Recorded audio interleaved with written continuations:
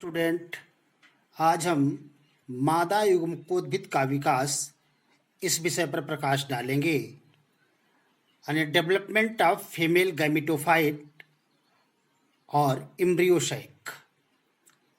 बीजांड अंडाशय के अंदर जो बीजांड होता है, यह अंडाशय के अंदर छोटे उभार के रूप में बीजांडासन पर निकलता है, जो बार बार विभाजित होकर के बड़ा हो जाता है और बड़ा होने के बाद इसको हम बीजांडकाय कहते हैं। क्या कहते हैं? बीजांडकाय। बीजांडकाय के विषय में नीचे दी हुई जो संरचनाएं हैं, इनके द्वारा हम स्पष्ट करेंगे। बीजांडकाय में बाह्य त्वचा के अंदर घने कोशिका द्रव्य एवं स्पष्ट केंद्रकों वाली आर्किस्पोरियल सेल होती है। यदि एक से अधिक आर्किस्पोरियल सेल होती हैं तो केवल एक ही स्पष्ट और बड़ी हो पाती है। से सभी आर्किस्पोरियल जो सेल होती हैं वो नष्ट हो जाती हैं। शेष सारी आर्किस्पोरियल जो सेल होती हैं वो नष्ट हो जाती है। केवल एक ही बड़ी और स्पष्ट हो पाती है। इस कोशिका में पेरिक्लाइनल डिवीजन से विभाजन होता है, जिसे परिणत विभाजन कहते हैं।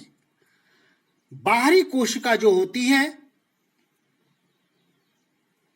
प्राइमरी पैरिएटल सेल, और भीतरी कोशिका जो होती है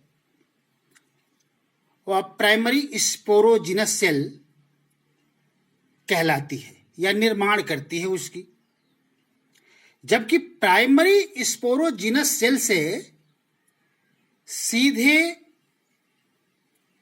मेगा स्पोर मदर सेल का निर्माण हो जाता है, या जो प्राइमरी स्पोरोजिनस सेल होती है वह मेगा स्पोर मदर सेल, जिसे गुरु बीजाणु मातृ कोशिका कहते हैं, उस तरह का कार्य प्रारंभ कर देती है। गुरु बीजाणु मातृ कोशिका जो होती है यह 2n होती है, डिप्लॉयड होती है, और अर्धसूत्री विभाजन के फलस्वरूप 4 अगुणित मेगा स्पोर बनते हैं। कितने मेगा स्पोर बनते हैं? 4 अगुणित मेगा स्पोर बनते हैं। चारों गुरु बीजाणुओं में से केवल एक ही, सामान्यतः भीतरी, ये सबसे नीचे वाला, यही क्रियाशील होता है, और शेष जो होते हैं ये अक्रिय हो जाते हैं, निष्क्रिय हो जाते हैं। यहां मैं आपको स्पष्ट कर दूं कि ये जो 4 मेगा स्पोर गुरु बीजाणु हैं, इनमें से 3 जो होते हैं ये अक्रिय हो जाते हैं, और केवल एक ही मेगा स्पोर जो है गुरु बीजाणु बचता है, वह फंक्शनल हो जाता है, कार्यकारी हो जाता है, अर्थात वह क्रियाशील होता है। क्या होता है? क्रियाशील। क्रियाशील गुरु बीजाणु में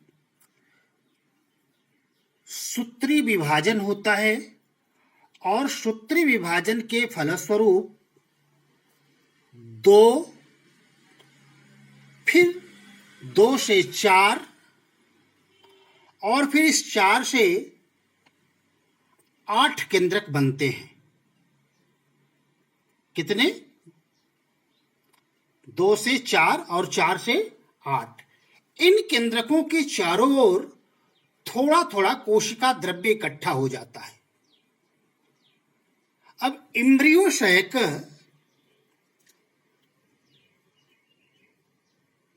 जो होता है, इस एम्ब्रियोसाइक के 8 केंद्रकों में से 4 केंद्रक ऊपर की तरफ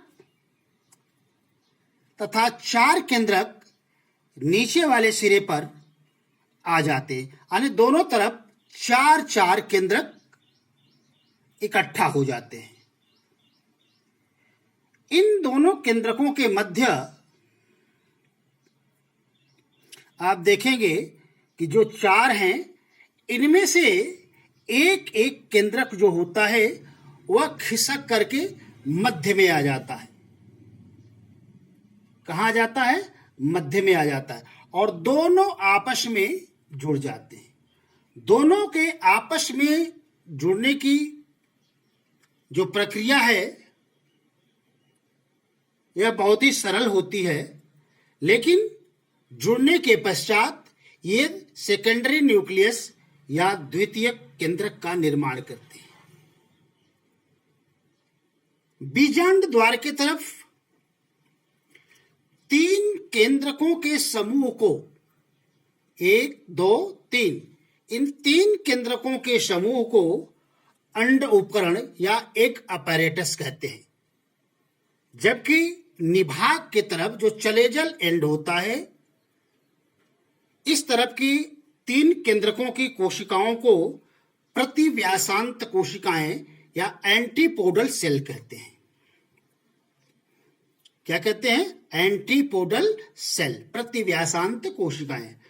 अंड उपकरण के बीच की जो कोशिका होती है, अंड कोशिका तथा 2 कोशिकाएं इसके दोनों तरफ की, अंड कोशिका बीच में होती है और उसके दोनों तरफ की जो कोशिकाएं होती हैं, इन्हें हम सहायक कोशिका कहते हैं। सहायक कोशिका केवल निषेचन में सहायता करती है और कहीं भाग नहीं लेती, केवल निषेचन में सहायता करती है। इस प्रकार गुरु बीजाणुधानी के अंदर एक ही गुरु बीजाणु मादा युग्मकोद्भिद या फीमेल गैमेटोफाइट और एम्ब्रियोसाइट या भ्रूण कोश का निर्माण कर लेता है। थैंक्स।